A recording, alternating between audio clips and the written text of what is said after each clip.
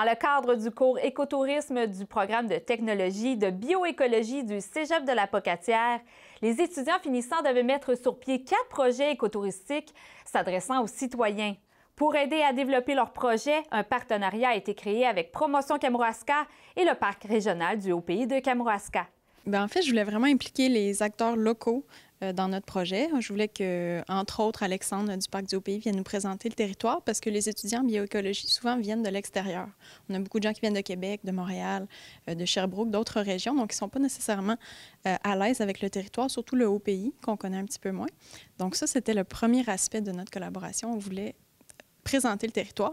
Puis on a voulu aussi faire appel à l'expertise de Promotion Kamouraska, qui est bon dans la gestion de projets, le développement de nouveaux projets, comment faire des plans d'affaires, comment on accepte des projets dans le milieu municipal, gouvernemental aussi. Donc, on a juste voulu profiter de cette expertise-là. Quels projets les finissants doivent faire? Bien, il y en a 4. Ils sont en équipe de 3 ou 4 étudiants. Et puis, ils ont fait 4 projets qui sont vraiment distincts les uns des autres, dans différentes portions du territoire aussi. Il y en a qui sont à Saint-Bruno, d'autres à Saint-Onésime, d'autres ici à la Pocatière. Et puis, ils ont aussi une clientèle qui est très spécifique. C'est-à-dire qu'il y en a qui vont chercher vraiment des étudiants internationaux du Cégep pour faire leur projet. D'autres ont ouvert leur projet à toute la population du Kamouraska. Donc, c'est très variable et c'est des activités qui sont différentes aussi. Une activité a eu lieu vendredi dernier à Les Branchés, à Saint-Bruno. Et c'était une sortie en raquette, une sortie nocturne en raquette. Pour les étudiants internationaux qui, parfois, certains d'entre eux n'avaient jamais fait de raquette de leur vie. Donc, c'était à la lampe frontale, dans les sentiers de Les Branchés, donc en milieu forestier. Et puis, il y avait des pauses d'interprétation de la nature où on a parlé des arbres du Québec, par exemple, des oiseaux nocturnes, des pistes qu'on peut retrouver l'hiver dans la neige de différents mammifères. Et puis, ça s'est terminé avec un feu de camp, guimauve et saucisses au feu de camp. C'était la première fois pour certains aussi qui mangeaient des guimauves. C'est pas un aliment qui est commun dans tous les pays. Et puis, ça a été agrémenté de légendes du Kamouraska. Donc, les étudiants qui ont organisé ce projet-là ont raconté des légendes qu'ils avaient mémorisées préalablement. Et puis, ça a été très apprécié, je pense, malgré le froid. Il faisait assez froid vendredi dernier.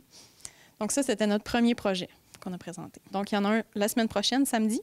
Pour les étudiants internationaux, non encore, ils sont chanceux. Ces étudiants-là, on leur propose beaucoup d'activités.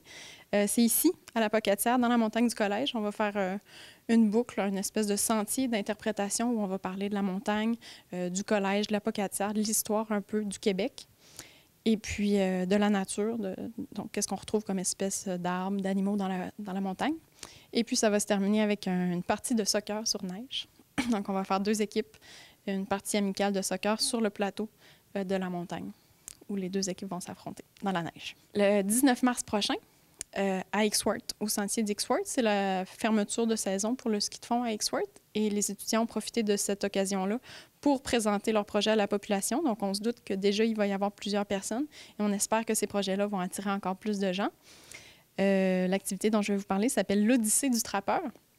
Ces 3 étudiants qui ont préparé ça, c'est en fait une course d'orientation avec boussole. Donc, les gens vont devoir s'orienter en forêt avec une boussole et repérer différentes balises qui vont avoir été cachées dans la forêt.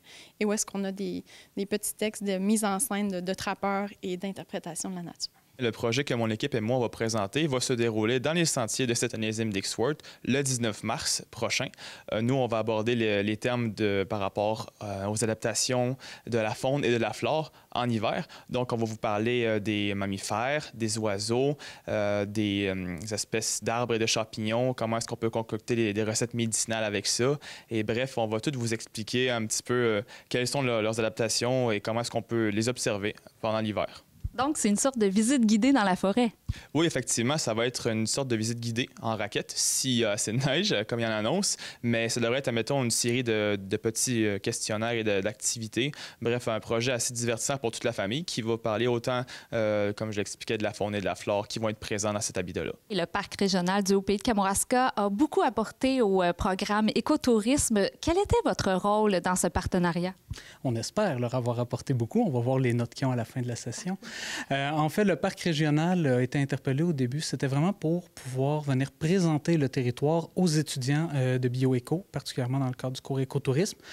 Comme Myriam l'a expliqué, des étudiants qui viennent de l'extérieur, qui ont été au Cégep, qui ont beaucoup fréquenté l'environnement de la Pocatière. Mais là, on voulait ancrer un peu plus leur projet surtout que la thématique fait du sens, avec le haut pays de Kamouraska et éventuellement l'ensemble du territoire. Les étudiants qui ont réalisé leur activité à Saint-Bruno, c'est pas resté sur papier. Ils ont été rencontrer les propriétaires de Les Branchés.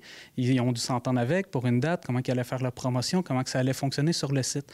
Pour l'activité qui a lieu à Saint-Onésime, bien, ils ont rencontré les archives de la Côte-du-Sud, Pierrette Moret, pour avoir des légendes qui viennent du milieu, donc qui ont été cherchées pour réaliser leur projet, l'expertise en place au Kamouraska.